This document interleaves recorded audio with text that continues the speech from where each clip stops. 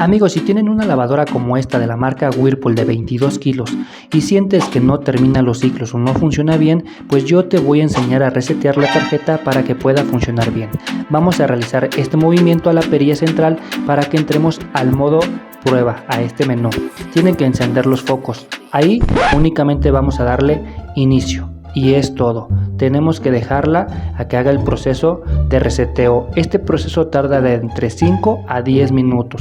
Hay que dejarla a que recalibre todos y cada uno de sus componentes que lleva la lavadora. E irá cambiando de LEDs poco a poco y cada uno para que pueda ir haciendo sus funciones. Aquí, como verán, ya inyectó un poco de agua, va a inyectar el agua fría, el agua caliente, irá recalibrando. Aquí, como estás viendo en el video, está entrando el actuador para que pase al lavado y ahorita ya está en el proceso de centrifugado. Hay que dejarla, no se desesperen y créanme que con esto se les solucionarán muchísimos errores y problemas que tengan en su lavadora.